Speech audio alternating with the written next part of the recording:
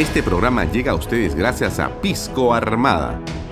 Un pisco de uva quebranta de 44% de volumen y 5 años de guarda. Un verdadero deleite para el paladar más exigente.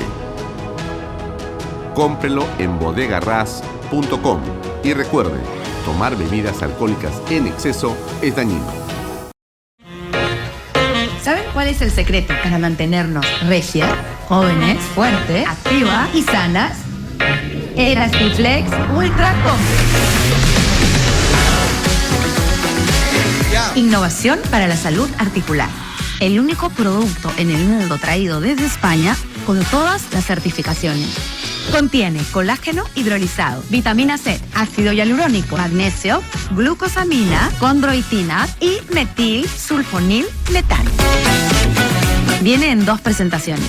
La primera es una lata de 450 gramos. La segunda son cajas de 30 sachets de 15 gramos cada uno, sabor a vainilla. Delicioso. Viene con un scoop dentro de la lata para que tú lo puedas diluir en agua o en el líquido que tú prefieras. También está la versión en sachet por si te olvidas, si te vas corriendo, no tienes tiempo. Simplemente lo abres, lo viertes y te lo tomas en tu carro, en tu oficina, donde quieras. Fácil de llevar en la cartera. Se llama Elastiflex Ultra Complex y solo lo tiene la única empresa en el Perú, La Farma. ¿Qué tal, amigos? ¿Cómo están? Muy buenos días. Bienvenidos a una nueva edición de Bahía Talks por Canal B, el canal del Bicentenario. Gracias por estar con nosotros. Mi nombre es Alfonso Bahía Herrera y estoy con ustedes hasta las 8 de la noche, hoy, viernes 19 de julio. Nos puede seguir por las redes sociales de Alfonso Bahía Herrera, en las redes sociales de Canal B. Nos puede seguir por las aplicaciones de Canal B, nos puede seguir por la página web de Canal B, canalb.pe. Nos puede seguir también a través de las redes sociales del diario Expreso, con que tenemos una alianza estratégica. También nos puede ver a través de PBO Radio, la radio con fe, 91.9, los días domingos de 4 de la tarde hasta las 12 de la noche. Y, por cierto, también puede seguir la señal 24 horas al día a través de la extensa red de cable operadores. En Lima Metropolitana está Econocable, Cable Más, Yotalán, Win TV, en realidad a nivel nacional, ¿no? Porque también estamos en la costa, en la sierra y en la selva, en todo el Perú. Bien, gracias por acompañarnos. Hoy es un viernes de bastantes conversaciones. Vamos a tener en primer lugar a Óscar Basurco, que él es presidente de CPFODES, el Centro Peruano de Fomento y Desarrollo de las Pequeñas y Medianas Empresas. Esta organización, que tiene ya 30 años, impulsa el trabajo de las pequeñas y medianas empresas. Pero, ¿qué cosa es lo que puede estar haciendo en un momento en que después de la pandemia hay que darle un impulso? Y hay, sin duda, una preocupación sobre las pequeñas y medianas empresas, en general, sobre todo lo que es nuestro país, ¿no? Bien, y él también es presidente del gremio de pymes en la Cámara de Chancay, Cámara de Comercio de Chancay. Interesante, conversaremos con él a continuación, pero también va a estar con nosotros después el general José Baella. José Baella es un teniente general en retiro de la Policía Nacional del Perú y queremos conversar en torno a lo que está ocurriendo con la captura de Cerrón. Bueno, quiero preguntarle por el atentado a Trump, porque sin duda es importante lo que sucede y lo que estamos escuchando cada vez de una forma más inverosímil sobre lo que ocurrió en Estados Unidos.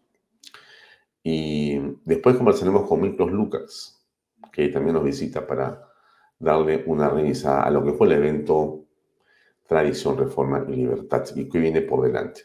Bien, eso es todo por hoy. Vamos adelante con estas entrevistas, por favor.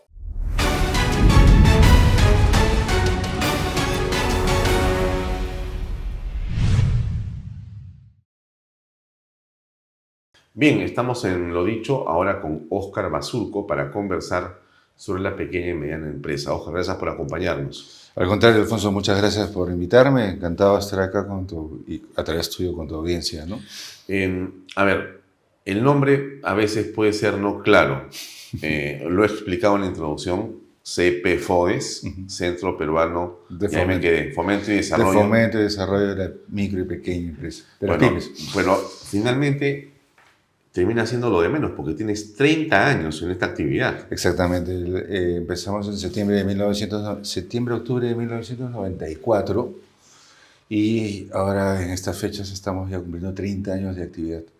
Pero el nombre sí tiene que ver mucho con el tema, pues es un mal nombre. Era un nombre ONGeril en ese entonces. En el 94 las ONGs estaban de punta, ahora hay que controlarlas. Y sin embargo empezó como una ONG, como una asociación, que es diferente a una ONG. Una asociación es una entidad sin fines de lucro, pero las ONG reciben dinero de afuera. Nosotros nos autosostenemos. ¿A ustedes no reciben fondos de nadie. ningún país ni de donaciones ningún país de nadie? ni de nadie? O sea, es una asociación civil. Somos una asociación civil. Y eso permite que ustedes puedan trabajar con las pymes. ¿En qué sentido? ¿Qué es lo que hacen con una pequeña y mediana empresa? ¿Por qué los buscarían?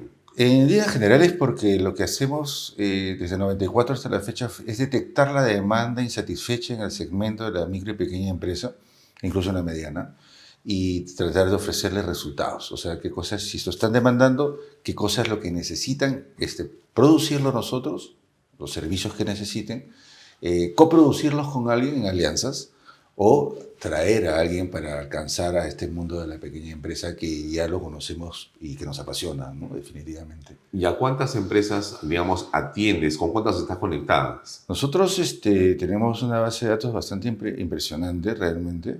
El número es fantástico, pero te hago un ratio. Nosotros constituimos, o sea, damos a luz, para ponernos la chapa que ya nos han puesto de parteros empresariales, a cerca de 1.200 empresas mensuales. En Lima, para que te hagas una idea, 1.200 nuevas empresas mensuales son puestas en el mercado a través de CPFODES. A través de CPFODES. Es una máquina de producción. Exactamente. Justamente lo que acabas de decir es algo interesante, porque en líneas generales esto es un sistema, un software que hemos diseñado desde el año 94, que tiene una serie de mejoras, una serie de innovaciones, que permite hoy en día, y permitió hasta antes de la época del señor Castillo, que en 72 horas podamos constituir una empresa en 72 horas. Después de la pandemia y después del tema del home office y después del Castillo, se relajó un poco registros públicos y está demorando unos días más en calificar, con lo cual me está llevando a un tema de 5 días, pero antes lo hicimos en 72 horas. Espero pronto ir a hablar con registros públicos, decirle que se apure un poquito. Que se apure un poquito, que el home office o el retorno ya también haga que retornen a la velocidad que teníamos antes, ¿no? Y ya no depende de nosotros. ¿Qué es lo que hicimos? Fue generar un software y generar un modelo T. Un proceso de constitución de empresas es desde una búsqueda de reserva, confeccionar una minuta que hacen los abogados, pasar a notaría, pasar a registros públicos, SUNAT, y abrir la planilla. Pero me hablas de un proceso larguísimo que normalmente dura meses, bueno, sí, y además y es cuesta. costosísimo. Es costo, tienes muchos costos, tienes muchos actores. Lo que nosotros hemos hecho, y acá hay varias alternativas que el Estado y los privados han tratado de enfrentar este problema. Ahí se crearon los MAP, por decirte, ¿no? En un solo lugar, pongo al banco, pongo registros, pongo notarios, pongo abogados. Explica qué es un MAP, porque la gente quizá no conoce el módulo de atención ciudadana. Ajá. Módulo de atención ciudadana. Eso salió en la época de Pedro Pablo Kuczynski. Antes de Pedro Pablo, sí, al final de Humala. Sí, antes de Pedro Pablo Kuczynski, al final de Humala, y creo que antes hubo también las famosas ventanillas únicas. En realidad lo que van haciendo en el Estado es ir cambiándole el nombre a las cosas.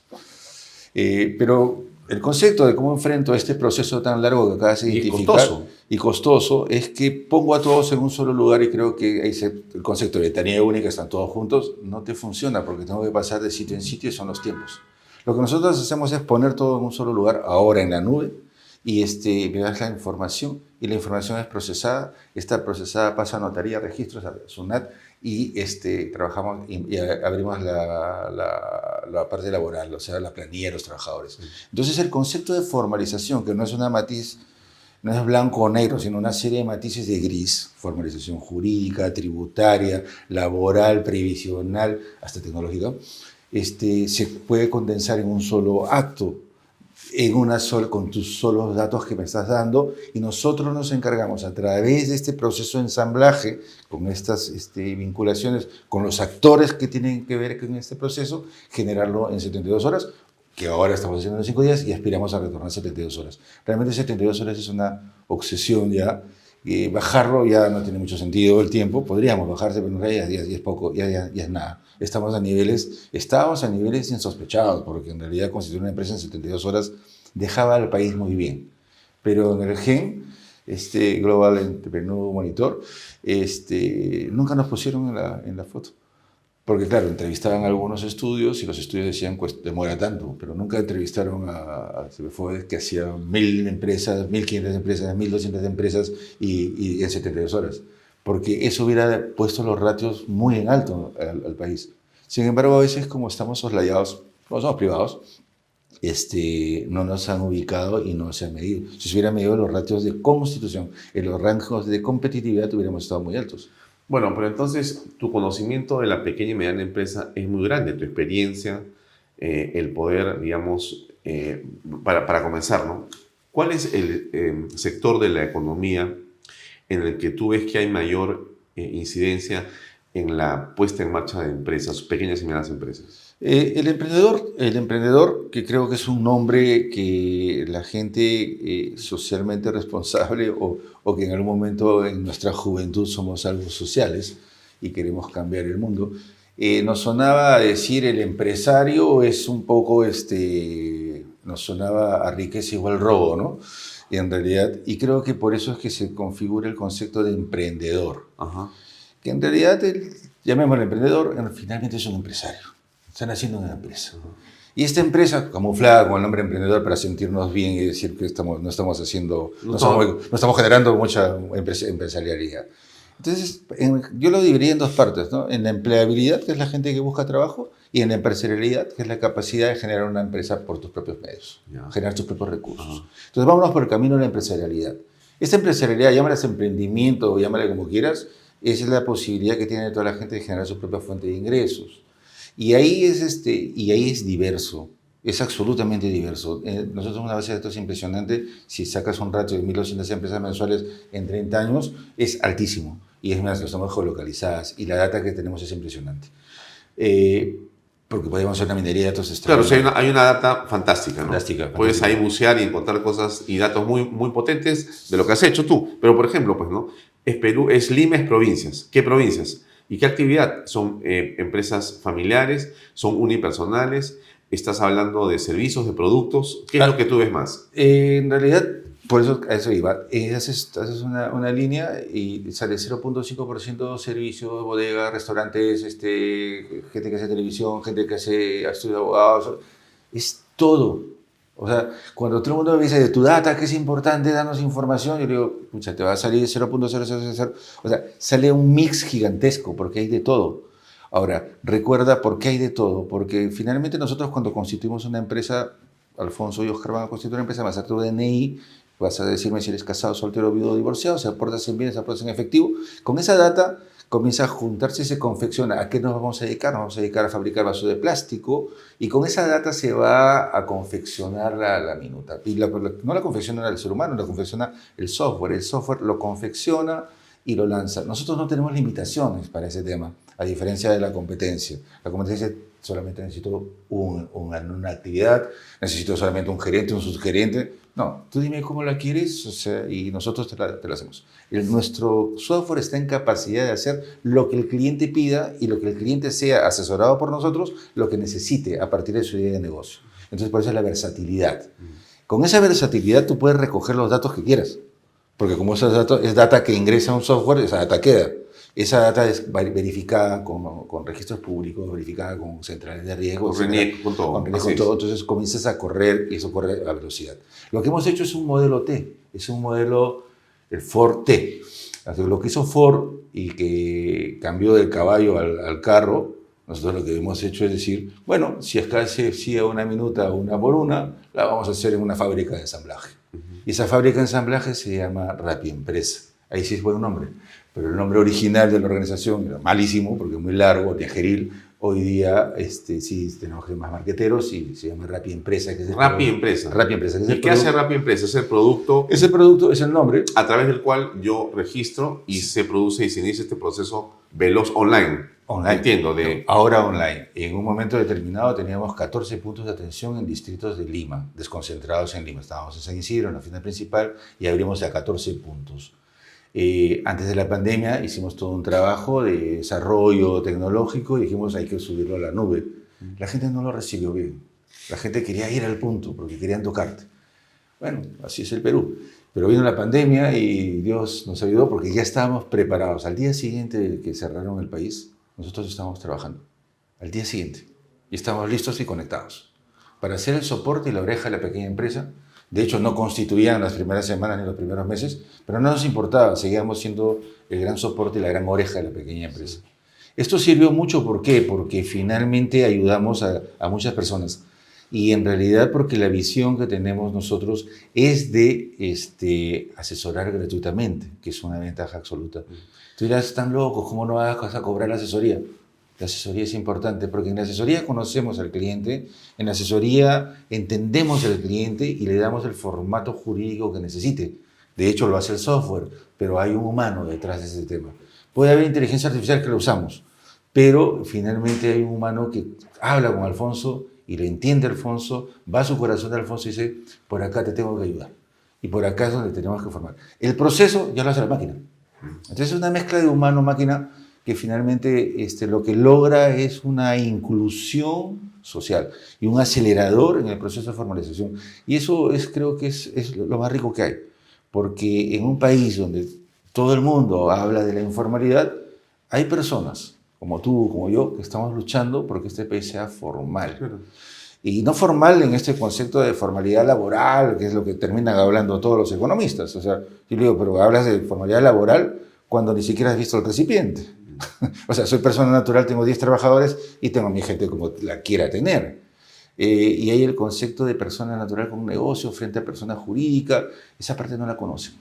Entonces, cuando nosotros salimos a hablar, a capacitar, a dar charlas gratuitamente, y cuando asesoramos gratuitamente, lo que hacemos es entender a la población, qué es lo que está buscando, qué es lo que necesita, y ahí es donde se logra este match con la gente, que es impresionante realmente, porque cuando yo le digo a mis chicos, formalizar, vas a entrar conmigo a formalizar, prepárate, es como vender ataúdes. En un país es informal, o sea, decirle a alguien matemáticamente que tienes que ir a la formalidad es un trabajo arduo y de locos, pero somos locos, somos psiquiátricos, como lo decíamos ayer en el evento. Porque el Estado en realidad es, según lo que vemos todos los que hacemos pequeña empresa, es el gran desalentador de la formalidad, ¿no? El proceso, el costo, la injusticia en la forma en que te tratan, cero servicios, en realidad es un obstáculo. Buenísimo. Pero tú, ¿cómo es que logras pasar sobre eso? Logramos pasar sobre eso. Tu apreciación es bien puntual y muy inteligente. Mira, tú dices, el Estado es absurdo, ¿no? Entonces el Estado trata al ciudadano como un ciudadano contribuyente. Fíjate esto. Y no trata al ciudadano como ciudadano cliente.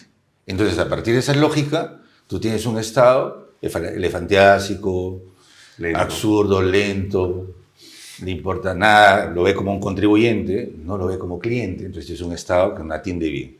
El privado, cuando se da cuenta de algo, lo que hace es, lo tratas como cliente.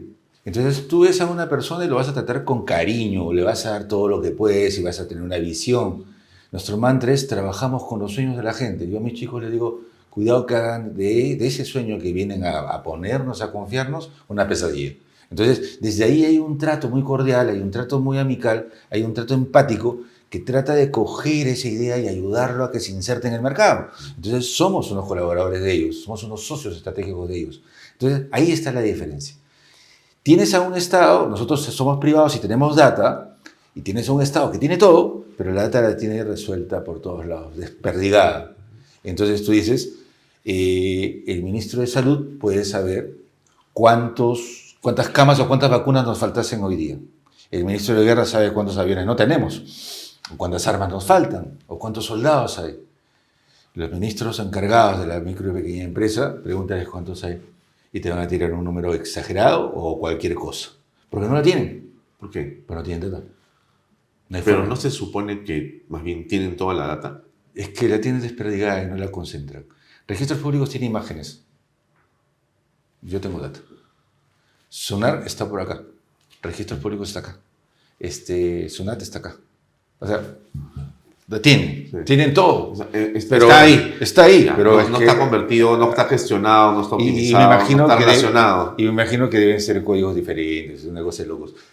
En cambio, cuando un privado tiene una visión distinta, y ahí venía la ciudadano contribuyente con ciudadano cliente, Bien. fíjate ese gran diferencial.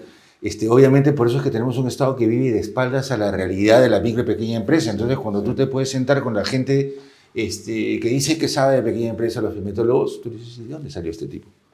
¿Este tipo por qué es ministro, por qué es viceministro de pequeña empresa? ¿Qué hizo? ¿Alguna vez ha facturado? ¿Alguna vez ha hecho empresa? Entonces, si yo no he hecho empresa, nunca la he vivido, nunca he caminado en la calle, ¿cómo diablos puedo enseñar o ayudar o darle alguna solución, una solución de continuidad a un empresario? Me viene a la mente muchas personas que en el Perú se han autodenominado gurús de la pero por formalización supuesto. o de la informalidad, Pero por supuesto. cuando en el fondo no saben nada. No, Sí. porque aquí en 10 minutos nos has desasnado a todos. Ahora, ¿es costoso el proceso para una micro y pequeña empresa convertirse en formal y llevar ese sueño a la realidad? No, no es costoso. Trabajamos una tarifa social y mira que otra vez con tu pregunta tan inteligente, de poner el Estado al frente. Nosotros en el año 1994 dijimos el costo de la formalización debe ser 380 soles, de acuerdo a una estructura de costos, 300, incluido notario, incluido todo. El Estado, o sea, pasas por notario, acá está hasta el notario, abogado, notario, todo, de ahí pasas a registros públicos, ¿correcto? Cuando llegas a registros públicos, 380 soles en septiembre del 94 era lo que correspondía. Hoy día estamos en 600 soles. Nuestro costo de esta etapa del camino es 380 soles, no subió un sol. Desde septiembre de... Desde septiembre de 1994. Sin embargo... ¿Qué ha subido? El arancel registral. ¿Por qué? Porque es tan loco el Estado que está liado a la UIT. Entonces todos los años te suben el arancel registral. ¿Es cosa de locos? ¿O es cosa de absurdos? Son psiquiátricos. O sea, yo digo, estas personas que están en el Estado, lo que tienes que hacer es fomentar la formalización. Y lo que estás haciendo, por no darte cuenta de que tu arancel registral está ligado a la unidad impositiva tributaria, que todos los años sube, Es desalentar. te estás desalentando. Entonces después reclamas y salen en la televisión y salen en todos lados diciendo, es que hay que formalizar al país. Sí, señor, pero tú eres el primero que ni siquiera haces esto, ¿no? Es que es como que dices, hay que formalizar laboralmente. Sí, claro, el Estado es el primero que tiene el 60, no sé qué porcentaje tan alto tiene de CAS, ¿correcto? Cuarta, quinta. O sea, el Estado es el principal infractor, el Estado es el principal ciego, y el Estado es el que vive de espaldas a realidades tan importantes como un segmento de la micro y pequeña empresa, que como lo decíamos ayer, es el motor de la economía del país, que te genera el 42.5% del Producto Bruto Interno, Dios santo. Oscar, si alguien quiere ponerse en contacto con ustedes en CPFODES, entra a la página cpfodes. Sí. www.cpfodes.org.pe. Ya, y ahí está toda la Ahí información. está toda la información. Ya. Pero hay otra razón adicional por la cual yo te he invitado. Dale. Y es el hecho, circunstancia, de que tú estás colaborando con Chancay. Sí. Es decir, Jaime Noriega, que ha estado con nosotros acá hace unos días, el presidente de la Cámara de Comercio de Chancay, te ha convocado para que tú dirijas como presidente el gremio justamente de pymes, Sí. desde la Cámara de Comercio de Chancay. O sea, tú eres el presidente del gremio de pequeña y mediana empresa de la Cámara de Comercio de Chancay. Aparece eso en circunstancias en que en unos meses más se va a inaugurar esta mega obra, que es muy concreta, es haber puesto Chancay en el mundo, ¿no? El nombre. Bueno, eso no se tendrá mucho que ver contigo, porque finalmente eso va a ser ida y venida de contenedores. Punto. Sí. Ya. ¿Qué implica todo eso y todo lo que significaría si se ven a cabo zonas económicas especiales y demás? No sé. Ahí hay como una dinámica que se va a armar muy potente. Y tú vas a estar por ahí o ahí mismo parado con CPFODES y con tu conocimiento para poder ayudar en este dinamismo. ¿Cómo ves el futuro ahí? Alentador, lo que hizo Jaime Noriega y su equipo fue retarnos a nosotros para poder enfrentar este tema. Creo que habrá pensado que conocemos algo de pequeña empresa y nos ha retado a que toreemos, que capoteemos ese toro que se llama inversión, esa gran inversión. De hecho, sí, aparentemente dentro de la lógica es un megapuerto, es un nuevo hito en el país y a nivel sudamericano, y es la gran inversión que se viene. Pero la gran inversión que se viene, y creo que ahí está el reto, y creo que ahí es donde tenemos que poner el foco, la gran inversión viene con mano de obra más barata, viene con importaciones, viene con una serie de cosas. Entonces, que son buenas, no hay que decir que son malas, pero que también en un país como el nuestro hay que cuidar lo nuestro, y con esto no soy chauvinista ni nada que ver, porque te das cuenta que lo que hago es crear riqueza, ayudamos a crear riqueza. Entonces lo que hay que hacer es fortalecer al segmento de la micro y pequeña empresa que de una u otra manera se va a ver afectada.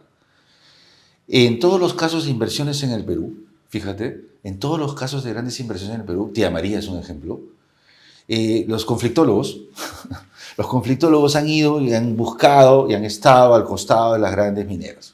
¿Y por qué no han dejado que haya las minerías? Porque lo que haces es, basta de hacer una plataforma deportiva, basta de dar un vaso de leche, basta de hacer asistencialismo. Lo que tenemos que hacer para que estas mega obras, estas grandes inversiones fluyan y no se te levanten frentes de defensa por un lado, que son manipulados, o extorsionadores, por otro lado, y gente que realmente también es un caldo de cultivo para estos extorsionadores y para esta gente, que lo que hacen es recoger el descontento popular, porque dicen, oye, vienen acá, se la están llevando. Estuve hace pocos días en Cusco, la semana pasada, y hablaba con una persona de muy bajos recursos, pero que vendía sus tejidos, y le digo, señora, y usted ahora está diciendo bienvenido al turismo, pero usted se hizo la paralización. Sí, pues me engañaron. Mira la frase, pues me engañaron. Me dijeron que quien se perjudicaba si cerrábamos, si paralizábamos, no éramos nosotros. Era el gran hotel, era la línea aérea. ¿Y a ti qué? A mí sí me afectó. ¿Cómo le afectó, señora? Yo antes venía por el turismo, por ustedes, que viene, me está comprando. Yo podía llevar a mi hijo a comprar una pizza, salíamos el fin de semana. Todo este tiempo de paralización no ha servido. Entonces, ese concepto, esa problemática y esa fácil manipulación a la población, que es emprendedora, pues la señora era una emprendedora, vendía el turismo, finalmente se ve afectada porque no hay una visión distinta de las cosas. Y ahí creo que en Chancay tenemos un reto muy importante de no ir a hacer plataformas deportivas, de no ir a hacer ese tema, de ir a hacer, comillas, política a través de la empresarialidad. Generemos fuentes de ingreso, generemos riqueza, para que se encadene de una u otra manera y estén preparados esta población, y como lo dijo el alcalde el día de ayer, el chancayano crezca y tráiganme conocimiento acá. Ciprefuedes está dispuesto a dar charlas donde quieras, como quieran y cuando quieran. Esa es una línea de acción, conocimiento gratuito, asesoría gratuita, el sistema de formación puesto en marcha para que este asunto camine, pero no quedarnos solamente ahí. Hay muchas cosas más que hay que articular y hay mucho conocimiento más que dar y hay mucho servicio de desarrollo empresarial que hay que colocar en Chancay, que aparentemente dirás está distante de la gran inversión, pero que necesariamente tiene que encadenar, porque no puede haber inversión gigante y la gente estar de lado. Ahí quebramos el país. Ahí, como decía Chung en el libro Chung, en la última, el país se puede teñir de rojo carmesí. Muy bien. Oye, muy interesante todo. Nos queda, en realidad, mucho más por conversar. No. Así que, Óscar, te estaremos convocando todo el tiempo que sea posible, que tu tiempo lo permita, para que nos sigas contando cómo has logrado y cómo, digamos, mides la temperatura en el ánimo de los peruanos, porque el emprendedor es básicamente una persona llena de ilusión. Tú lo has dicho muy claro, ¿no? Que el sueño no se convierta en una pesadilla. Y esa frase es la que todos tenemos en la cabeza, porque todos soñamos y por eso emprendemos, ¿no? Es un país de soñadores, ¿no? Pero de soñadores que llevan casi todo a la realidad, porque es un país donde la gente hace cosas, genera valor, justamente porque el Estado no lo permite, al margen del Estado, informalmente. Al margen del Estado lo van a hacer. ¿No? Pero lo hacen. Porque tiene que vivir. Claro, ¿no? Y no está dispuesto a que nadie le diga cómo. Así Él es. mismo crea riqueza y valor. Fantástico Sí, lo que hace, sí, te sí. felicito. Y estaremos en contacto para seguir hablando de estos temas. Muchas gracias. No, gracias a ti, Alfonso, y hagamos que las cosas sucedan. Gracias. Gracias. Amigos, seguimos con el programa.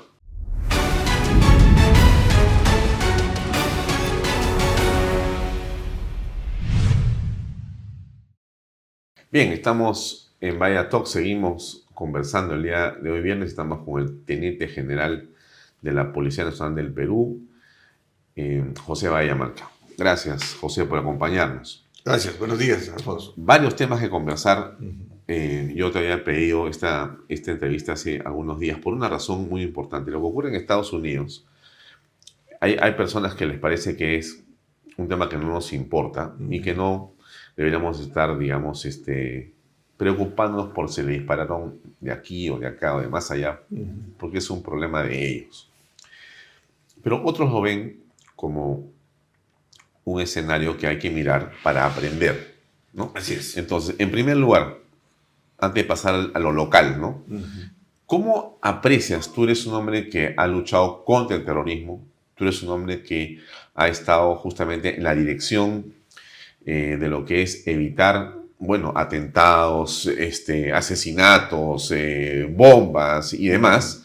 Entonces, tiene que haberte llamado la atención lo que ha ocurrido. ¿Qué cosa aprecias en el atentado contra Donald Trump? Definitivamente acá hay que hacer un análisis muy profundo porque esto también tenemos que trasladarlo al país, ¿no? Y ese análisis empieza, digamos, por el razonamiento, lo que ocurrió el 11 de septiembre. Fue una situación, una catástrofe para Estados Unidos, ¿no? Especialmente por lo que ocurrió, por los fallecidos y por lo que, digamos, había muchas agencias de inteligencia que no compartían información y ocurrió lo que tuvo que ocurrir. Y ahora, pues, siendo Estados Unidos la primera potencia mundial en tecnología y en todo lo que tiene que ver, que yo considero, pues, que es un fracaso del servicio secreto, ¿no? El haber permitido de que le ocurra esto, atentado contra Donald Trump, ¿no? Ya, pero cuando dices que te hace enlazarte o recordar al 11 de septiembre, ¿por qué? Porque dada la magnitud, dada la complejidad que tiene, digamos, Estados Unidos para por dar protección a una persona, ¿no? Y en este caso, pues, consideremos de que no se ha dado la cobertura necesaria, porque ahí sí tiene que trabajar un antes, un durante y un después. Y el antes es el que ha fallado. Entonces, aquí lo que pasa el 11 de septiembre es que tampoco hubo un antes. Claro, hubo un antes, pero un antes de... No se previó. Ah, no se previó. ¿Por qué? O sea, Porque nadie se enteró. había muchas agencias y no compartían información. Claro, nadie se dio cuenta que iban a salir 4, 5, 6 aviones dirigidos al Pentágono, a las torres de la Casa Blanca, en fin. Era una cosa impresionante, era un despliegue criminal. Exactamente. Que dio dinero, cronogramas, horarios, nombres, y nadie vio. Nadie vio, a pesar de que habían 15 agencias. Aún cuando los aviones despegaron y volaron varias horas o minutos antes que llegaran los objetivos, tampoco lo vieron. Así es. Lo que pasa es que el análisis fue muy, como te digo, muy débil. Y si tuvieron información, no la compartieron. Y no, digamos, tomaron una decisión en el momento, ¿no? Y esto ahora, lo que ha ocurrido, por ejemplo, para mí, he visto varias fallas, por ejemplo, ¿no? En el sentido, la primera falla, siempre nosotros hemos sido entrenados acá también por el servicio secreto, en la época de Alan García. ¿Ustedes? Sí, claro. ¿Por el Servicio Secreto de Estados Unidos? Sí, Ah, mira. por supuesto. Entonces vinieron y lo primero que nos dijeron de que Alan García tenía un 1,90, 1,92. Había que ponerle gente de su talla. Por lo menos. Por lo menos, mínimo. Entonces ahí he visto que a Donald Trump pues había una chiquita que creo que no medía ni 1,70 m. Sí. Entonces ahí hay una falla y solamente tengo entendido por una cuestión de género, de que participen muchas mujeres. Eso no es así. La seguridad nunca es absoluta, siempre es relativa. No podemos llegar a un máximo de seguridad siempre, y esto lo que ha pasado por eso, ¿no? Ahora, yo hacía la siguiente reflexión y quiero que tú hagas que la comentes, por favor. Yo decía, son 3.200 agentes efectivos del servicio secreto que son personas súper entrenadas, súper calificadas. Tienes algo así como $3.000 millones de presupuesto al año. No sé cuánto tiene el equipo de seguridad del gobierno acá, pero ahí hay 3.200 millones de dólares al año. Qué bárbaro. Es increíble. Bueno, y entonces todo esto queda relativizado por un chico que compra la escalera en Home Depot, la transporta, la coloca, sube, da vuelta 1 hora antes, lo miran, nadie hace nada, después se sube, carga su arma y dispara contra Trump y recién lo ubican y lo liquidan ahí. Lo liquidan, exactamente. ¿Cómo se explica eso? Bueno, se explica por una falta pues, de control, falta de medidas de seguridad, ¿no? Falta del empleo de la tecnología. Con un dron, ahora la modernidad explica eso, ¿no? Tú vas a verificar todos los alrededores, el área donde va a trabajar. Y esto es un antes, o sea, quiere decir que el equipo de avanzada que iba al servicio secreto ha debido coordinar con toda la policía local. Eso se coordina así, para ver dónde va a estar el estrado, cómo coloco a los francotiradores del servicio secreto, para poder, digamos, dar una cobertura. Estaban ahí, pero lamentablemente, pues, parece que no tenían la cobertura necesaria. Pero si lo han visto. Lo han visto, pero no dieron la orden para disparar. No han dado la orden. Entonces, ahí también hay una gran responsabilidad. O sea, se han enterado, no sé, pues, porque la gente gritaba. Sí. Quien ha filmado es la gente y lo ha encontrado al chico caminando y después subiendo y después acomodándose. Acomodándose. Y nadie ha dicho nada. Y dicen, oye, le van a disparar a Trump, le van a disparar. Y el nadie decía nada. Y el francotirador lo ha tenido segundos Lo tenía en la mira 2 minutos. Y no dieron la orden. Entonces, ¿qué pasó? Y ahí entramos pues al tema de la conspiración, entramos al tema de las historias que se han crecido al respecto, ¿no? O sea, tú podrías, digamos, imaginar que hubo una conspiración para asesinar a Trump por parte de, digamos, alguna institución más allá del señor, de este chico que ha actuado de manera como lobo solitario.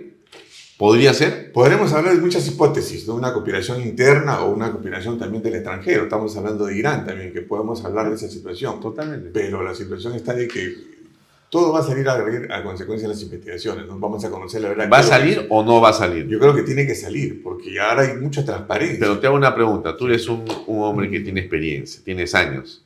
¿Quién mató a Kennedy?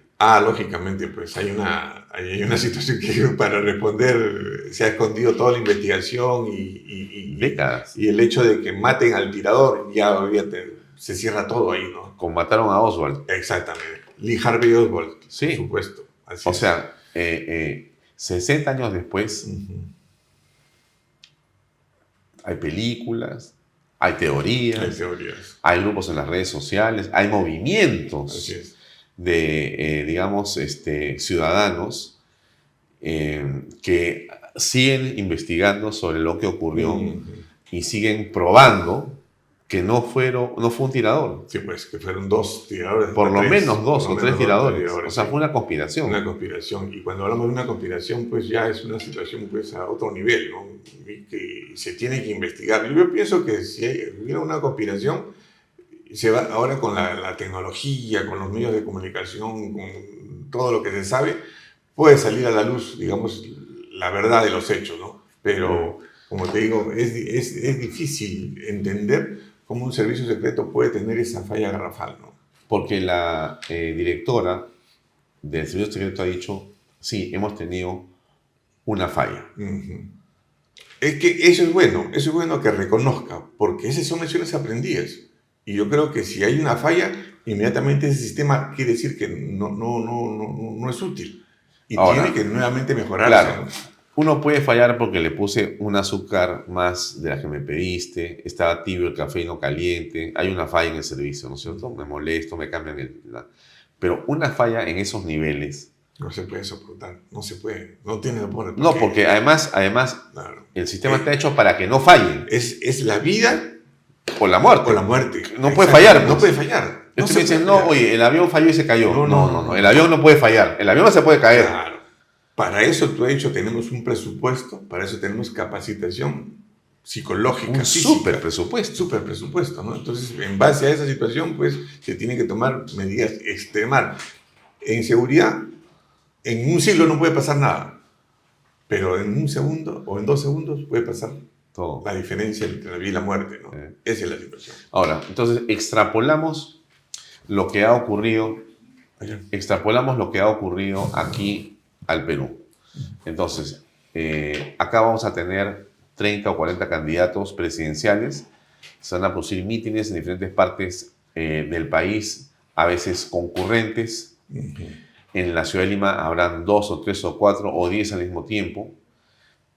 Una persona que corre por la presidencia de la República del Perú y que está inscrito correctamente con su fórmula presidencial y que ya está en campaña, estamos hablando de enero del 2026, claro. ¿Correcto? Ya.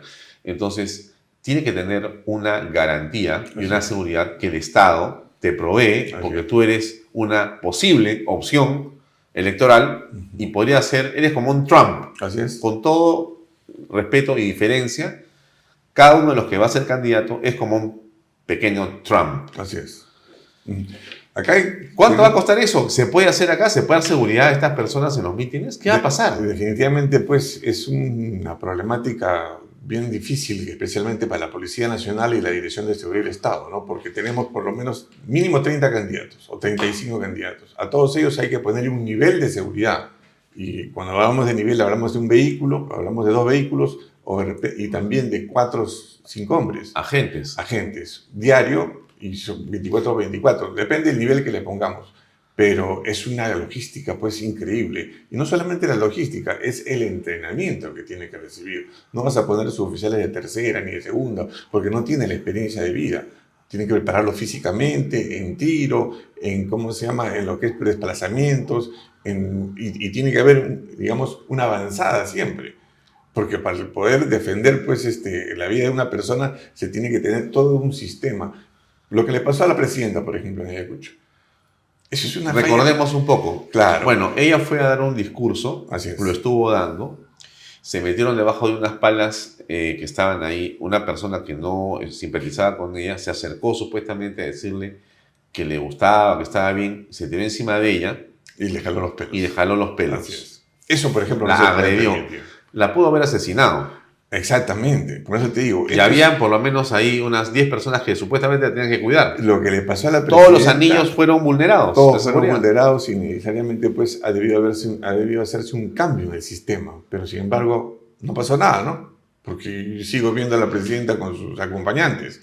Entonces yo creo que esto tiene que, digamos, llevarnos a pensar, a analizar qué es lo que puede suceder específicamente con el motivo de las elecciones, ¿no? Darle seguridad a los candidatos, qué es lo que puede suceder. En Estados Unidos han matado 4 presidentes en el transcurso de toda su historia y también han herido a muchos.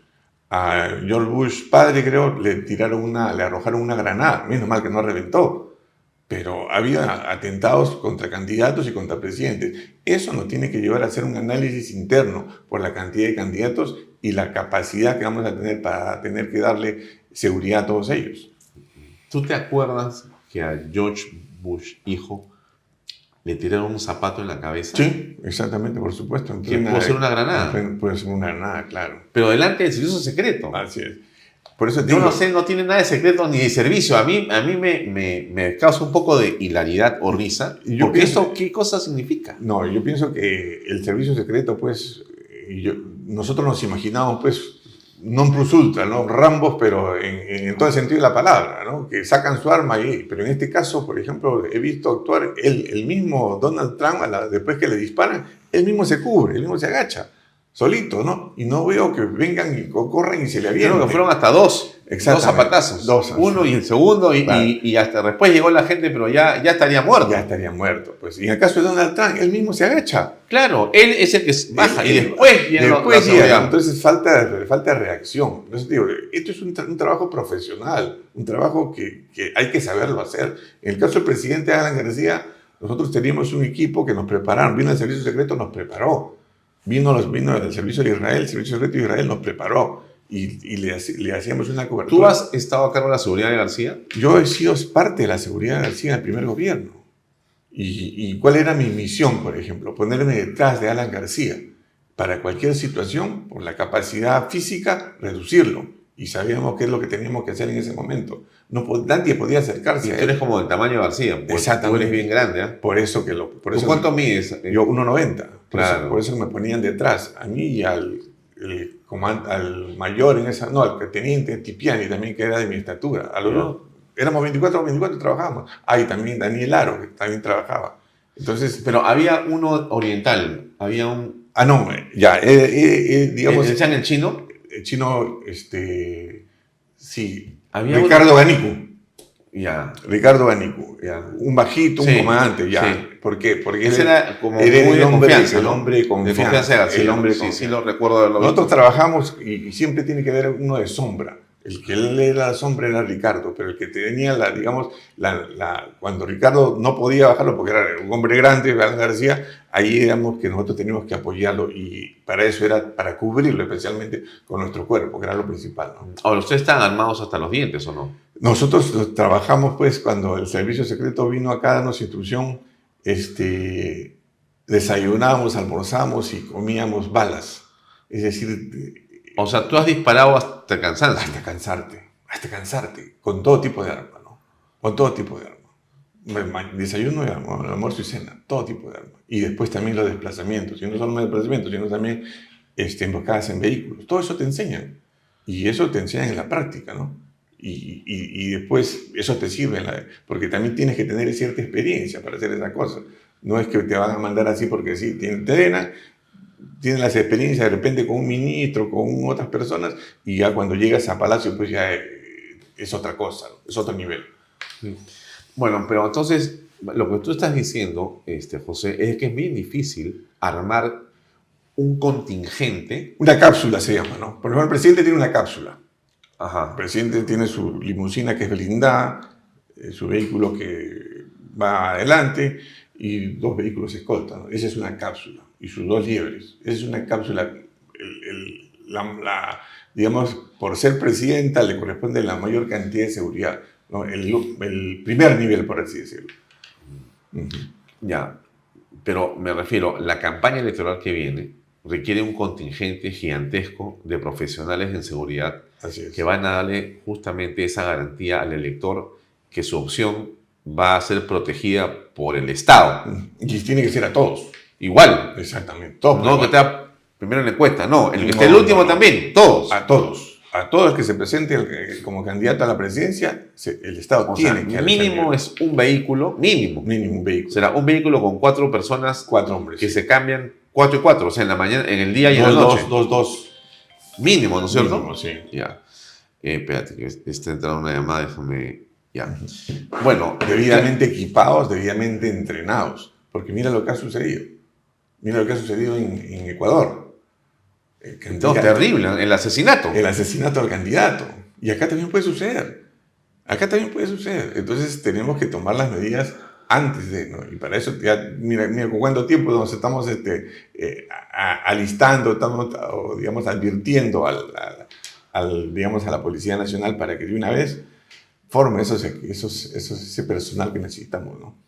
Ya, a ver, entonces, tenemos lo de Trump, que ha ocurrido allá, ya me comentaste qué piensas lo que puede pasar acá. Ahora, pero finalmente, pues, tendrán que ser, pues, los propios candidatos que tengan su propio equipo de seguridad. También puede entenderlo, claro. La cuestión está de que por eso te mandan un equipo y te dicen, y si yo no lo quiero, por escrito, yo no quiero seguridad. Y está la constancia ahí.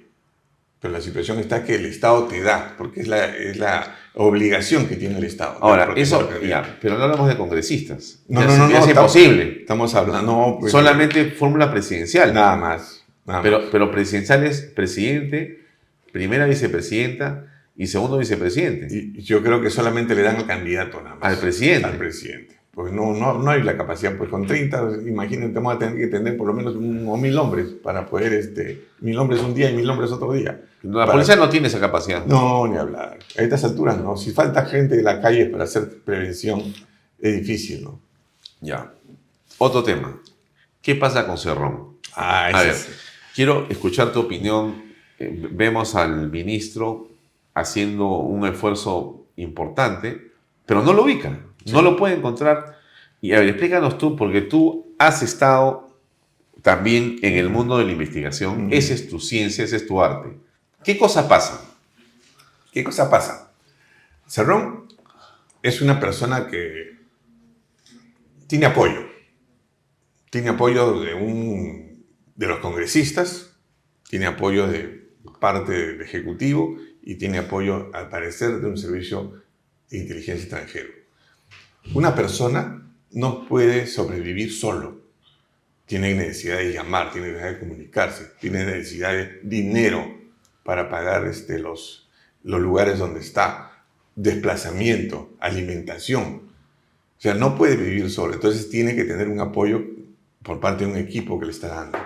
No es que él es un superhéroe y quiera y sea lo máximo y trate de evadir a la justicia. No, acá hay apoyo.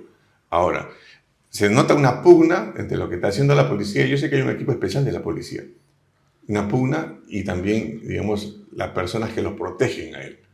Y ha salido, por ejemplo, el jefe Ladini, el ex jefe Ladini, el general Roger Arista, a decir que pues van a ver de acá a unos años que caiga Cerrón, van a notar digamos, la protección que tiene por parte del Ejecutivo, en este caso, ¿no? Un secretario de Palacio de Gobierno.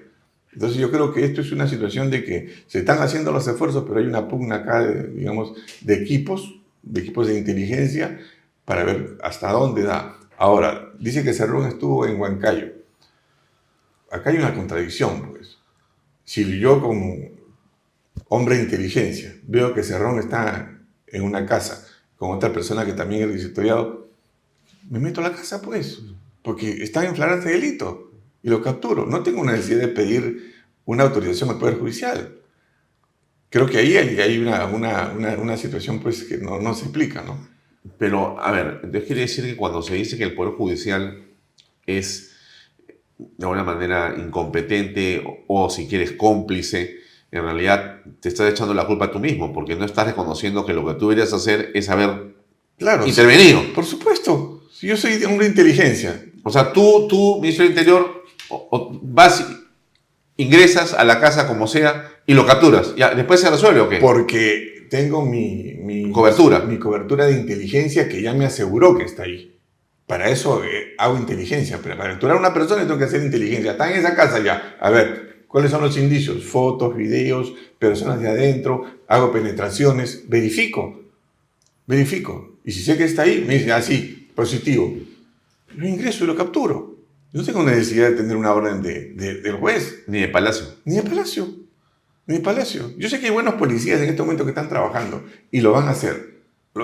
Porque él se está burlando de todos los peruanos. O sea, ¿tú crees que la captura de Cerrón es inminente? Yo creo que sí. Porque hay un grupo especial que está trabajando en la policía y conozco a algunos de ellos y tienen una gran capacidad y sé que lo van a hacer porque están trabajando ya muy, digamos, ¿cómo te digo? En mucha reserva, en mucho secreto, y creo que en cualquier momento no le van a dar cuenta a nadie y lo van a capturar, que eso es lo que se quiere, ¿no? Ya, ahora, ¿el ministro lo sientes resuelto, lo sientes jugado por este tema o lo ves temeroso? No, yo creo que está jugándose Juan José Santibáñez. Sí, el ministro se está jugando por este tema y está poniendo todo el énfasis necesario. La situación está de que en algunas anteriores oportunidades, no de este ministro, sino anteriores oportunidades, pues le decían al personal policial, ¿no? Da cuenta, sí, ya lo tenemos centrado, ya, espérame un ratito. Ese ratito significaba pasarle la voz para que escape. Ajá. Entonces ahora no, ahora las cosas parecerán han cambiado, el personal policial va a intervenir de frente para poder capturarlo, ¿no? Y hacer lo que tiene que hacer. Porque el ministro tiene cierta voluntad de hacerlo. La situación está de que él también es un político y depende también de una cabeza, ¿no? Del PCM y también de la presidenta. ¿Estamos en paro? Hoy día sí, supuestamente. ¿Y cómo tú que estás en todas, qué te han dicho tus antenas? La situación es la siguiente, ¿no? Se han subido al coche el partido del Vizcarra, CGTP, la Asamblea Nacional de los Pueblos, la Coordinadora Nacional de Derechos Humanos y mucha gente. Es el típico discurso siempre de izquierda, ¿no? De querer sacar a la gente a la calle para que la gente proteste y siempre buscando, ¿qué es lo que buscan siempre en esta situación? Agudizar las contradicciones, que la gente ataque a la policía, que haya heridos, que haya ¿para qué? Para victimizarse, ¿no? Y seguir echando la culpa. Yo creo que no tienen... y hay una situación también. El CONUL, al parecer está en conversaciones, y el CONUL es lo que es Sendero Luminoso, MOADEF, conversaciones con Verónica Mendoza. Entonces yo creo que esto es una situación simplemente de querer tomar notoriedad por las fiestas patrias, tomar notoriedad como partido, que ya logró inscribirse para que tenga vigencia y empezar a hacer campaña, etcétera, etcétera, ¿no? No le veo futuro yo a este paro. Ya. Un tema más que es muy importante. Bueno, tú eres un especialista en esta rama de la seguridad, en la protección, y resulta que en los últimos meses varios partidos políticos han estado llamando por teléfono, no diría que a Canal B, ¿no? Pero se han estado viendo seguramente varios programas que hacemos nosotros. Entonces han llamado a José Luis Gil, que tenía un programa que se llamaba algo así como Inteligencia en Acción, y ahora entiendo que está ya en un partido político. Han llamado a Oscar Becerra, que tiene un programa que se llama Meritocracia, exministro de Boluarte, que también está en un partido político. En su momento tenía un programa acá nuestro canciller, Javier González Olaechea, es canciller de la República. O sea que me parece que es atractivo lo que hacemos aquí. Algunas personas lo ven y ven lo que hacemos, ¿no? No, yo sé que tenemos una gran, gente que nos sigue, un grupo grande de personas que nos sigue. Agradezco mucho la sintonía que tenemos.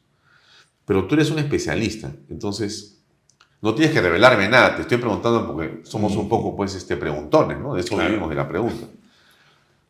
¿Tú has recibido llamadas también para pertenecer a algún partido político para que te subamos a alguna plancha presidencial o algo por el estilo? Sí, eso sí. Hay que decir 2, 3 partidos que han llamado para poder afiliarse, ¿no? Hasta que fue hasta el 12 de julio. Hasta el 12 de julio, ¿no? Sí, o sea, te querían a ti como afiliado en un partido. Así es, ¿no? Pero yo decidí que no, que preferible estoy así en libertad, que puedo apoyar digamos, a la policía, puedo apoyar en seguridad a cualquier gobierno que ingrese, y que creo que así en libertad me puedo desplazar mejor y tener, digamos, cierta libertad para expresar mis ideas, como siempre lo hago. O sea, en este momento, digamos, tu objetivo no es ser congresista. No, yo creo que no. Mi objetivo es apoyar a un partido que lo necesite. En un momento de repente a cualquiera, digamos. A cualquiera, pero que lógicamente... Democrático, y que también tenga las ideas, digamos, especialmente de fortalecer en primer lugar a la policía y conllevar a que la seguridad ciudadana, pues, sea la óptima en el país, ¿no? Claro. Porque, claro, tú, digamos, conocimiento de la policía ayudaría mucho a poder fortalecerla, ¿no? Tú conoces desde adentro cómo se ha, digamos, dirigido y se dirige la policía. Podría permitir seguramente que se pueda hacer un mejor trabajo de planificación, una estrategia, de recursos, de estrategia. El famoso plan Mariano Santos. Ese es parte de, ¿no? Esa es parte. Yo siempre digo que la estrategia tiene que contemplar Mariano Santos, el devolverle la investigación a la policía y, lógicamente, las normas legales que tenemos que endurecerlas, o de lo contrario, crear otro tipo de... Ya, pero el asunto de la investigación, que es un asunto central, lo hemos conversado varias veces, ¿se está en camino? ¿Tú crees que el Congreso está en camino de poder darle o devolverle a la policía? El congresista... Esto hay gente que dice que de ninguna manera, que cómo puede ser la policía que haga esto. Claro. Juez y parte. Yo siempre me refiero a los años. Del año 2002, que se puso en vigencia el Código Procesal Penal. Y le quitaron a la policía esa prerrogativa, y que la tiene la Fiscalía desde el 2002. A la fecha han pasado 22 años. Y mira cómo estamos. ¿Cómo estamos? Es una crisis de inseguridad terrible.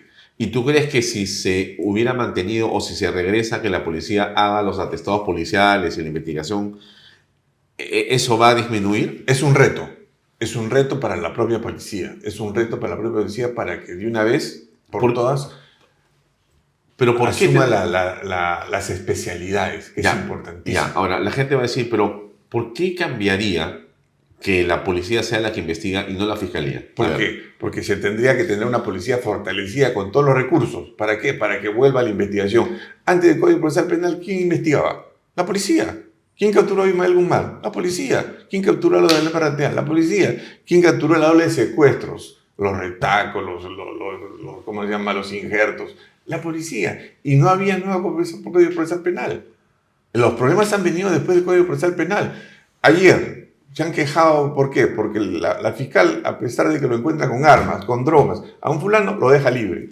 Y esto va a seguir. No se trata como de... Bueno, perdóname, pero en ese ejemplo que estás dando tú, ¿qué cambiaría que fuera la policía y no la fiscalía? ¿Por qué? Porque la policía va a hacer las investigaciones, la policía va a hacer el análisis de los hechos, la policía va a concluir por qué motivo lo está poniendo a disposición. Y el fiscal tiene que asumir su responsabilidad también en el sentido de que recibir digamos, hacer la conducción jurídica, recibir al Estado, ahí dice, sí, la policía ha hecho esto. No te va a decir, ahora, ¿qué es lo que se hace? La fiscal te dice lo que tienes que hacer.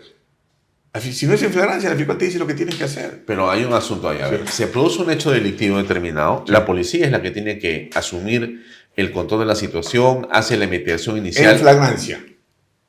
La policía solamente puede detener en flagrancia, nada más, según la Constitución. Después, cuando no es en flagrancia, tú tienes que decirle a la fiscalía, mire, ha sucedido este hecho y hemos hecho esto inmediatamente. Tiene que venirte la carpeta y la carpeta te dice, mire, ¿sabe qué? Toma la manifestación a este y me lo dice, me hace esto en 15 días y no lo denuncio. Esa es la carpeta fiscal. Eso es lo que ocurre. Antes no sucedía eso, pues la policía investigaba, de hecho, porque para eso fue formada. Esa es la gran diferencia, ¿no? Devolverle la investigación. Hay un proyecto de ley. Sí, claro. Y ojalá que eso digamos, sea aprobado. O sea, ¿tú crees firmemente de que si se hace esa modificación en la legislación y se devuelve esa prerrogativa a la policía para que investigue los delitos, esto va a controlar la ola de violencia? Yo creo que sí. No se le va a quitar nada a la fiscalía. La fiscalía va a seguir con la conducción jurídica de acuerdo a la Constitución. Que como en otros países, el policía investiga y siempre con el apoyo de la fiscalía para que jurídicamente no cometa errores, para que las pruebas sean levantadas con la cadena de custodia, para que se emplee la criminalística y lógicamente ya el paquete le da a la fiscalía simplemente ¿para qué? Para que haga su investigación preliminar y continúe la investigación, continúe el sistema judicial. Eso es lo que se quiere, pero hay que hacerle ver pues que especialmente a la fiscalía que no se le va a quitar nada. Al contrario, o sea, se tiene que fortalecer a la policía. Y es un reto, por supuesto. Es un reto en la criminalística, por supuesto. Es un reto en la investigación, por supuesto. Es un reto en la inteligencia, por supuesto. Pero hay que asumirlo. ¿Y cómo se tiene que asumir? Ordenando también la casa dentro de la policía. ¿Con qué? Con las especialidades. Tiene que haber especialidades. Hay solamente especialidades en el papel, nada más. Pero en realidad no se dan las especialidades, ¿no? ¿Qué son las especialidades? Investigación criminal. Lo primero. Inteligencia. Criminalística y prevención. Pero perdóname, ¿eso existe en la actualidad? Existe en la actualidad, pero en el papel. Pero tú le preguntas a un comandante, ¿tú qué especialidad eres? No sabe. A ver, o sea, quiere decir que las especialidades fueron desterradas, abolidas, eliminadas en la práctica de la formación de un policía. En la práctica, sí. O sea, que hoy día que no hay un policía encargado de criminalística, sí hay. Pero no es... O sea, mira, ¿a qué me refiero yo? Yo, policía de investigaciones. Sí. Estudio 5 años. Sí. 3 años me especializo. Y 2 años estudios generales. Salgo como alférez de investigaciones. Mis 35 años tengo que tenerlo en lo que es investigaciones. No tengo que ir a una comisaría, no tengo que ir a una DIPOL, no tengo que ir... No, mis 35 años. Oficiales y suboficiales. ¿Por qué? Porque... de lo contrario, ocurre lo que está ocurriendo. Te mandan el oficial que va a tránsito. Después de tránsito lo mandan a investigación. Después de investigaciones lo mandan a la UCE. Después de la UCE lo mandan Entonces, es un juego. Y el oficial tiene que buscar, por ejemplo, si te dan puntaje en comisaría, tengo que buscar que me manden a comisarías. Sea de investigaciones, sea de criminalística, o sea, no se respeta la especialidad. Cuando el año 2000, cuando existía la policía de investigaciones, ¿cuántos investigadores habían? Ponte 10.000. En el año 2000 éramos 20 millones, ahora somos 34 millones casi. ¿Cuántos hay? No hay más de 4.000 o 5.000 investigadores. Se ha reducido. O sea, en función de la población hay mucho menos. Exactamente, ¿no? Lógicamente. Y a eso, como te digo, es un reto. ¿Por qué? Porque hay que darle tecnología. Hay que comprar laboratorios. ¿Cómo es posible que no tengamos laboratorios modernos, pues, acá en el Perú? Tenemos que, de Patás tiene que venir a Trujillo y de Trujillo tiene que venir a Lima para poder hacer una pericia criminalística. No, pues... Vamos a hablar en otro momento más de ese tema porque a mí me parece profundo. La policía peruana es una policía estupenda. Sí, sinceramente, es extraordinaria. Tiene malos elementos como hay malos abogados. Y tenemos que sentirnos malos orgullosos. sacerdotes, malos periodistas. Pero estupendos policías. Los peruanos tenemos que sentirnos orgullosos porque de la policía en Sudamérica por lo menos tenemos en la cárcel a 40 cabecillas del Tren de Aragua. 40 cabecillas, lo que no ocurre en otros países. ¿Y gracias a qué? A la investigación, gracias a las pesquisas. Esto que ha encontrado la Contraloría, ¿no? Cuando dice que en la policía es donde se puede producir actos de mayor corrupción. Es indignante porque yo creo que, si bien es cierto, es una situación de percepción, digamos, donde se puede cometer actos, la policía no debería estar en ese lugar. Y yo creo que internamente el comando de la policía debería hacer algo. Debería hacer algo para cambiar, para revertir urgentemente. Porque eso disminuye la moral del personal. Eso disminuye la moral del personal y también la desconfianza de la ciudadanía, ¿no? Y eso te malogra la imagen institucional, que es lo que nosotros tratamos de recuperar siempre, ¿no? Bien. General, gracias por acompañarnos en Vaya Talks. Gracias a ti, Alfonso. Muy amable. Muchas gracias. Amigos, gracias por su tiempo. Seguimos con el programa.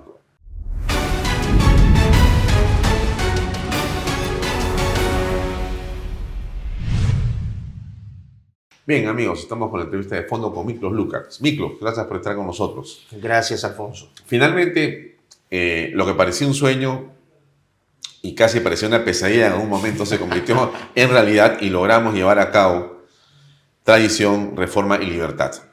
¿Tu primera impresión? Bueno, muy contento, el resultado fue excepcional, no solamente en términos de la convocatoria que finalmente logramos, ¿no? Porque hay que reconocer que las iniciativas de esta naturaleza en el Perú no existe una cultura para apoyar este tipo de iniciativas, de alguna manera rompimos un poco ese tabú de que no se podían hacer esos eventos, pero sobre todo muy contento con el resultado, el impacto que ha tenido, no solamente entre los asistentes, sino que ahora también todo se transmite vía redes sociales y hay varios shorts ahí que ha publicado Canal B, ¿no? Que se han circulado también de otras plataformas donde se muestra la participación de ciertos expositores, también las mías, y eso ha generado muchos comentarios en las redes. Sí, nosotros recién hemos comenzado a difundirlo, estamos haciéndolo día por día, ¿no? Hemos puesto las tuyas, pusimos la de Francisco Tudel el día de ayer, las de Vanessa Kaiser, ¿no? Y estamos colocando las de Ballester y la de Mario Albino Fantini, así, Fernán Altuve, así es también. Así que eso está comenzando a mover un poco el avispero de lo que ha sido. Quisiera comentar algunas de las presentaciones contigo porque han causado bastante, digamos, comentarios, ¿no? Sí. Una tuya, puntual, una crítica y una opinión que tú has dado y que ha generado, por cierto, algunos comentarios en contra, y no está mal, está bien, y sería bueno verla con el público de Canal B. Por favor, si podemos poner la primera clip de Miklos Lukács. En las universidades dejaron de ser centros de estudio para ser centros de persecución política y adoctrinamiento e imbecilización absoluta de los alumnos. Yo jamás pagaría un centavo para meter a mi hijo en la Universidad Católica. Jamás. Nunca pagaría un centavo para meterlo en la Pacífico. Disculpen a aquellos que tengan a sus hijos en esas universidades. Estoy dando mi opinión. Porque a menos que tengan una fuerte formación en valores en sus casas, van a salir imbéciles. Y no estoy diciendo algo que no sea cierto. Todos hablan igual, todos se visten igual, hasta gesticulan igual. Interseccionalidad, ¿no? Género, tolerancia, justicia social, ¿no? Amor al ambiente. Los animalitos son lindos y así nos vamos con una sarta de tonterías. Salen imbéciles, salen castrados mentales. Algunos han dicho que ha sido demasiado duro con esta opinión. Castrados mentales, imbéciles, y que criticas demasiado fuerte a la Católica y a la Pacífico.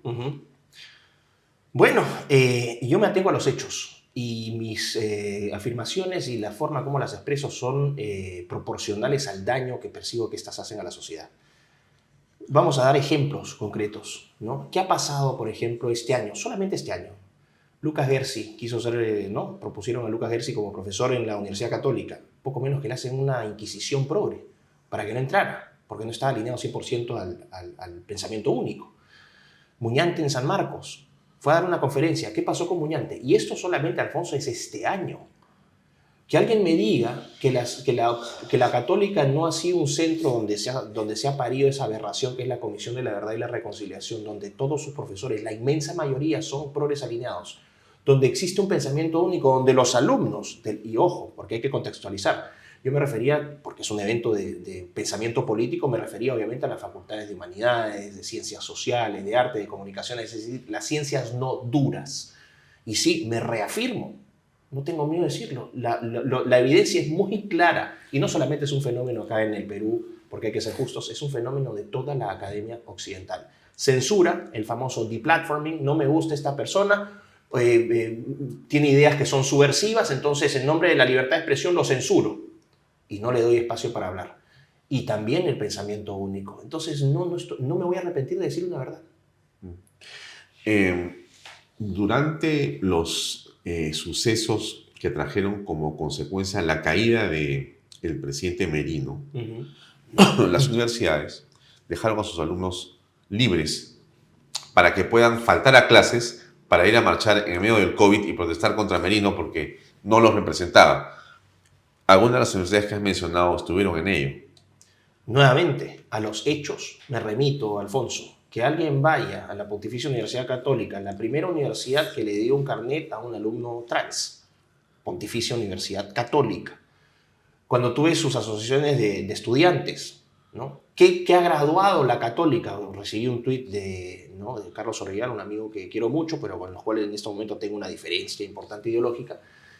Ante este comentario, Carlos dice, pero sí, en la lista de los top 20 de Forbes, los grandes economistas de la Católica, ¿no? Hay 8 de la Católica en la lista, ¿no? Entonces me habla del Mercúa, de no sé quién más, personajes que se graduaron en los 80s y en los 90s. ¿Qué gradúa hoy la Católica? Marcos Cifuentes, José Alejandro Godoy, Sigrid Bazán, Marisa Aglave, Indira Wilca, Lorena Álvarez, profesores como Tuesta, Rocío Silva Santisteban, y no son la excepción, son la norma. Profesores que no están en esa línea tienen que quedarse callados. Yo conozco algunos, no voy a dar nombres por razones obvias, pero son minoría. No hay diversidad, no hay pluralismo en las facultades a nivel de profesorado. Por lo tanto, si no hay pluralismo en los profesores, no va a haber pluralismo en los alumnos. Todos van a salir estereotipados exactamente igual. Yo hice una maestría en ciencia política, de la cual egresé. Empecé en el año 2013, el año de la Comisión de la Verdad y la Reconciliación, cuando estaba hirviendo. Tuve muchísimos problemas, no me sentí acogido. Critiqué a Henry Pisa en clase, me botó de su clase, por decirle que como un marxista reciclado me podía a mí dar clase de democracia. Entonces no hay pluralidad, y eso es, ahí empezábamos. Entonces, que no me vengan aquí con que universidades que han utilizado las plataformas académicas para adoctrinar sean hoy espacios de pluralismo y de diversidad ideológica. Los alumnos que hoy, por ejemplo, en ProLíderes, con el programa que estamos formando con ILAT, alumnos de todo el Perú, de la Católica, que son conservadores o liberales clásicos, de San Marcos, increíblemente, ya hemos sembrado semilla ahí también. Y ellos pueden dar fe de lo que yo estoy diciendo es cierto. A los hechos me remito y no voy a pedir perdón nunca por decir la verdad. Veamos el siguiente clip, por favor. Adelante.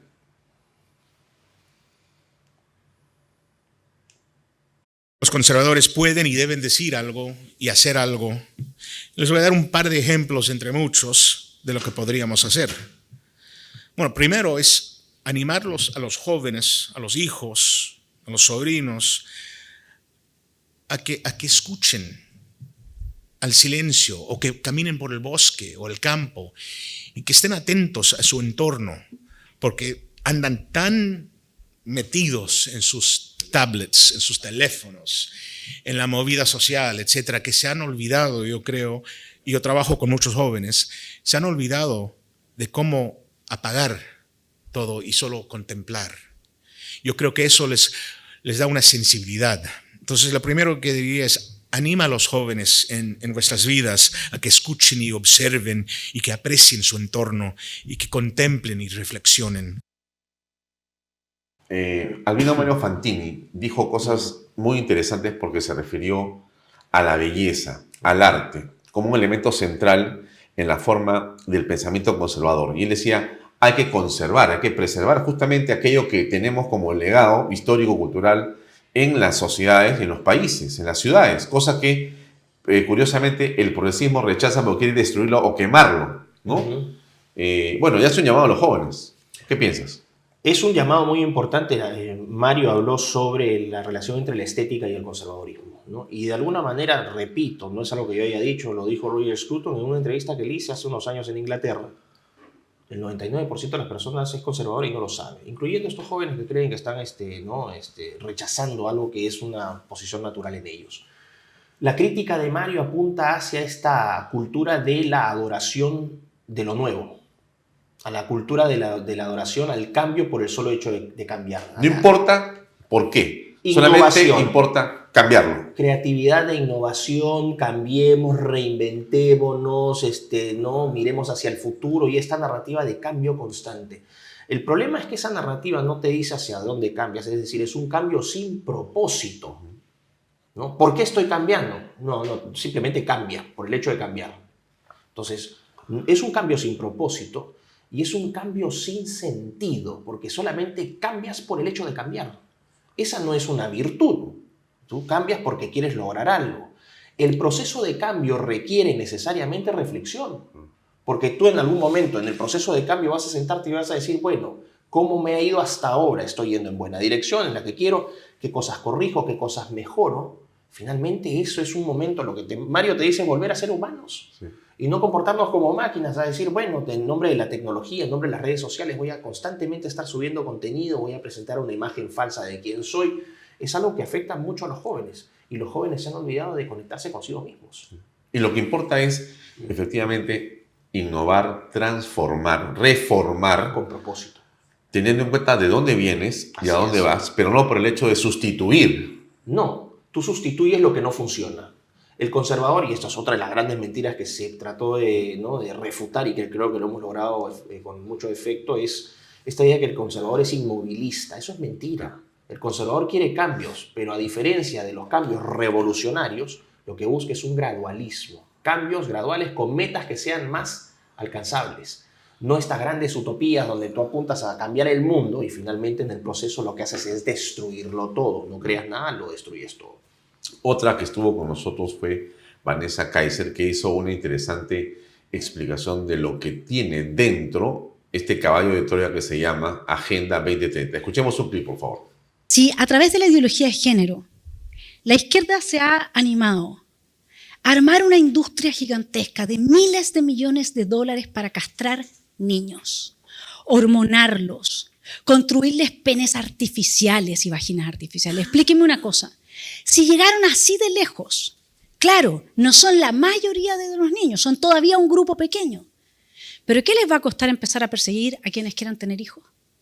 ¿Cuál es el límite para esta gente? Y todavía lucran con ello. Pero no, la desigualdad, el lucro, que es maligno.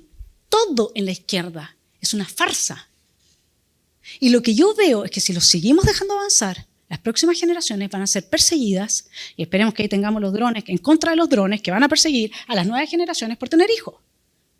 Ni en las catacumbas se van a poder esconder.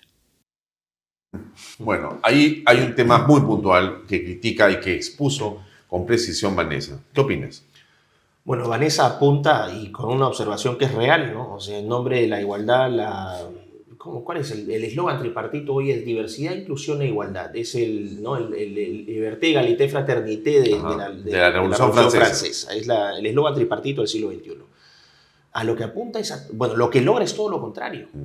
¿Quién en su sano juicio me puede decir que hormonar a un niño o castrarlo a los 12 años de edad es algo deseable?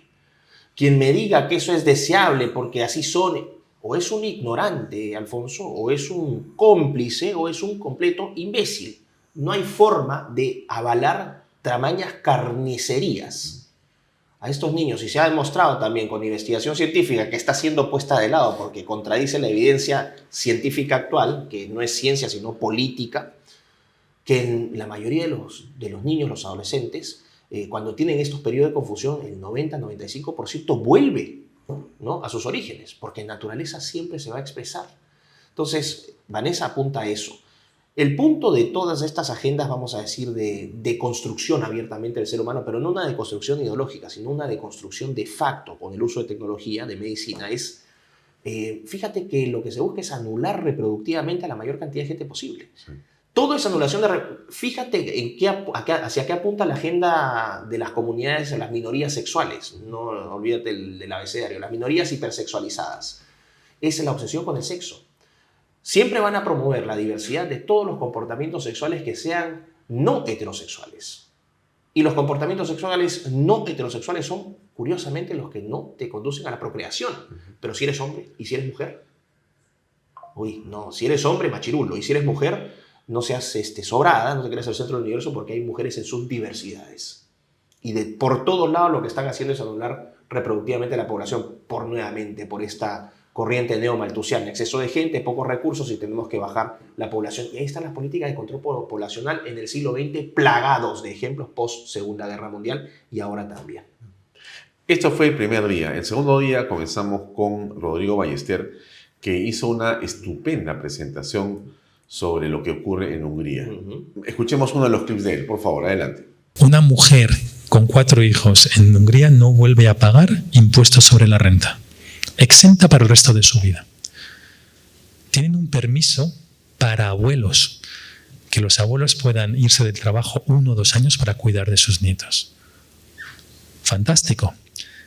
Muchos préstamos que se van cancelando según el número de hijos. Entonces imagínense que piden 100.000 euros al Estado y después del 4.º hijo ya le han condonado el crédito.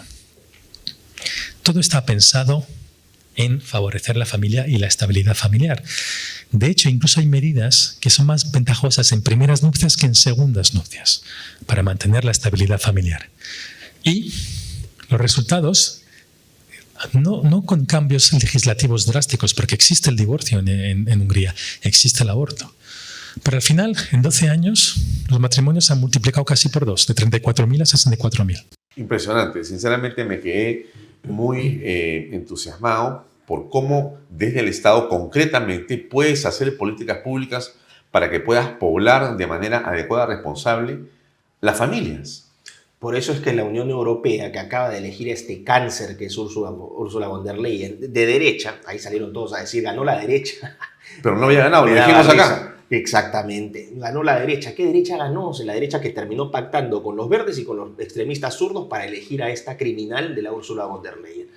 Lo que busca la Unión Europea es de no reducir la población, y Hungría va a contracorriente de eso. Le han puesto sanciones económicas a Hungría. Así es. Lo estuvo comentando justamente a Ballester, creo que 1 millón de euros al día. Por el tema del género y por el tema de la inmigración, ¿no? 200 millones de euros de cajón y aparte 1 millón de euros al día por no aceptar abrir sus fronteras y por no aceptar que la basura de género, ¿no?, ingrese en las escuelas para empezar a pervertir a los chicos.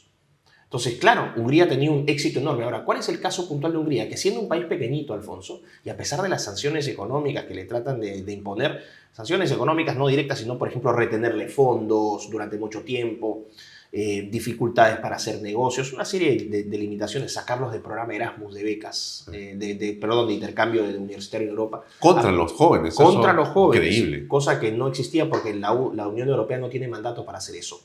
A pesar de todo, Hungría no solamente, vamos a decir, crece en términos demográficos, sino que también Hungría crece en términos económicos. Siguen llegando inversiones de Alemania, porque finalmente los empresarios no viven de género, viven de realidades económicas, inversiones de China, inversiones de la India. Han diversificado su economía, se están convirtiendo en un polo de desarrollo tecnológico. Y otra cosa, las mejores mentes de Alemania, del Reino Unido, de Francia, que están hartas de ver cómo sus países están siendo destrozados por estos criminales, están migrando a Hungría, a establecerse, para vivir. Y ahí el capital intelectual que se está acumulando va a ser muy significativo en los próximos 5, 6, 7 años. Entonces, ojo con lo que pasa en Hungría, porque Hungría refuta esta idea de que tienes que ser una democracia liberal o que tienes que ser un gobierno progre, siendo un gobierno nacional conservador. Con estas políticas tiene un éxito sin precedentes. Por eso odian a Orbán. Ahora, Francisco Tudela estuvo este segundo día, hizo una visión de la historia del conservadurismo, pero muy interesante. Puso un ejemplo, que lo hemos puesto en este clip y que quiero que lo comentemos. Por favor, adelante con el clip de Pancho Tudela. vinieron las reformas de la Iglesia en la década del 60 y del 70, un convento en el Perú, el convento de la Buena Muerte, liquidó su biblioteca. Y llegó un señor y compró la biblioteca. Entonces la prensa le pregunta al fraile que había vendido la biblioteca, le pregunta, bueno, pero esta biblioteca, ¿qué era? Bueno, era una biblioteca con textos viejos del siglo XVI, XVII, XVIII, pero ha venido un señor que nos hizo una muy buena oferta y nos pagó tanto por el kilo de libros. Y entonces ahora podemos comprar libros modernos. Yo me quedé estupefacto. O sea, probablemente uno de esos libros del siglo XVI valía todo lo que le habían pagado por toda la biblioteca. Bueno, ese es el destino. Eso es la modernidad. Si uno quiere describir en una experiencia la modernidad, ahí está. Qué buen ejemplo. No, buenísimo. Y hace alusión a los textos actuales, ¿no? Por ejemplo, los libros de Marcos y Fuentes se venden por kilo, ¿no? Los libros de Tola se venden por kilo. O sea, la calidad literaria es un mamarracho. O sea, la buena literatura, la literatura que te regresa a los clásicos, que está siendo desincentivada en las universidades también, finalmente es la fuente de sabiduría. O sea, saber de dónde venimos es muy importante. Parte de lo que resaltamos en este evento fue la importancia del pasado como repositorio de lecciones, no como un recuerdo nostálgico, a un retorno de... Aunque habría que decir que sí hay un sector de personas muy pequeñitos, los conservadores reaccionarios, que quieren volver al pasado. Esos son minoría y realmente es inviable. Pero el pasado es una fuente de lecciones. Eso es lo que decía George Santayana, ¿no? Quien no conoce su pasado está condenado a repetir la historia. Y eso es importante. Entonces, ¿cuáles son uno de los principales elementos que nos conectan al pasado y que nos permite mirar hacia el futuro? La literatura, los libros. Entonces, de alguna u otra manera es fomentar ese amor también por la lectura en papel, no la digital, ¿no? Sobre todo en las jóvenes, en las generaciones jóvenes, y tú lo habrás comprobado con los muchachos que estuvieron ahí presentes en ProLíderes, todos de primer nivel, todos deben ser los mejores de sus promociones, porque estos muchachos no solamente tienen que lidiar, ¿no?, con profesores que piensan distinto, sino que también tienen que lidiar con la presión fuera de la sala de clase. Y son muchachos muy, muy bien formados. Entonces, ellos pertenecen a esta tradición de vamos a utilizar los libros del pasado para mirar más hacia el futuro.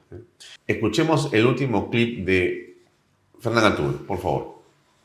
La lucha, hoy día le llaman guerra cultural o como le quieren llamar, se tiene que dar en todos los campos. En el campo de las ideas, en el campo de la difusión de las ideas, en el campo de la cultura, en todos los campos. En el campo de la política, también, en todos. No hay espacio vedado para la lucha cultural y política de nuestra causa. Hay que sacar al conservadurismo de esa trinchera economicista. Nunca se va a ganar si se mantiene ahí. Y eso es lo que tiene que terminar. Los pensadores liberales que siguieron a Beltrán, llámese Mario Vargas Llosa o Hernando de Soto, son herederos de ese ciclo que sirvió en su momento. Pero hoy en día los retos son muchísimo más grandes y exigen que haya una presencia de ese ideario en todos los campos. ¿Qué piensas? Lo que acaba de decir Fernán es muy cierto. Y acá hay dos cosas que me gustaría aclarar. Muestra lo que dice Fernán una realidad triste, que el conservadurismo terminó sometiéndose al liberalismo economicista. Porque el conservadurismo no tiene una doctrina o una teoría económica propia. No es una ideología. No hay un pensamiento económico conservador. No existe eso. Lo que hace el conservador es... el conservador parte principalmente desde lo antropológico, una concepción del ser humano, de las disposiciones de ese ser humano, de las instituciones que ese ser humano forma, ¿no?, desde la comunidad a la familia. Es decir, es una visión antropológico, política y cultural. No es una visión económica. Y lo que señala Fernán es cierto. El conservadurismo se sometió al pensamiento liberal economicista, representado por Mario Vargas y por Hernando de Soto. Pero el problema es ese. Si el conservador, no vamos a decir, no retorna a lo político, donde perdimos en la batalla fue en estos años pasados que nos dedicamos a pensar mucho en PBI, en tasa de inflación, de desempleo, y la narrativa que acompañaba eso no estuvo nunca presente. Entonces, ese sería el primer punto. Y segundo punto, sí, darlo en todos los frentes, en el cultural, en el político, en lo antropológico, en lo económico.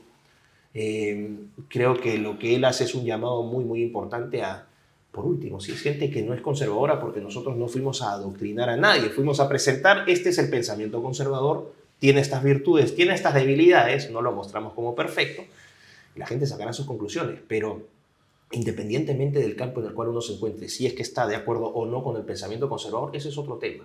Tenemos un enemigo común, que es el regresismo arcoíris, el regresismo verde, el regresismo multiculturalista, el regresismo racista, apelando justamente al antirracismo. Todo esto tenemos que combatirlo. Bueno, lo que viene por delante es continuar en este esfuerzo. Este es el principio, este es el final. Totalmente, ¿no? Me acuerdo que cuando empezamos a conversar en esta iniciativa, te dije, es la primera vez que sería algo así en el país. Es lo primero que vamos a hacer en un evento de esta naturaleza. Y nos pusimos el hombro. Y con mucha convicción, y te constará, porque hasta el último momento estuvimos un poco complicados. Y con mucha fe. Y con mucha fe, y lo sacamos adelante. Y yo me alegro mucho de haberlo hecho también contigo. Fue la primera vez que hemos también trabajado juntos. Sí, juntos, claro. Y creo que hemos hecho un buen equipo, o sea, somos bastante ejecutivos. Vamos al resultado, eso es lo que importa. Vamos al resultado, o sea, el conservador no solamente es flor. El conservador también es ejecución. Así es. Efectivamente, así que ha sido una oportunidad también para conocer a nuevos amigos, expandir nuestras redes. Y seguir creciendo. Y seguir creciendo, y estoy completamente convencido de que esta iniciativa no se va a detener aquí, que de hecho no se va a detener, que vamos a tener también más no solamente novedades. Nosotros, sino también organizaciones que sean afines a los nuestros. Y vamos a sumarlas. Y que vamos sumándolas porque es un frente común. Muy bien. Gracias, Milus. Gracias, Alfonso. Un abrazo. Eso es todo, amigos. Hasta el lunes. Este programa llega a ustedes gracias a Pisco Armada. Un pisco de uva quebranta de 44% de volumen y 5 años de guarda. Un verdadero deleite para el paladar más exigente. Cómprelo en bodegarras.com y recuerde, tomar bebidas alcohólicas en exceso es dañino.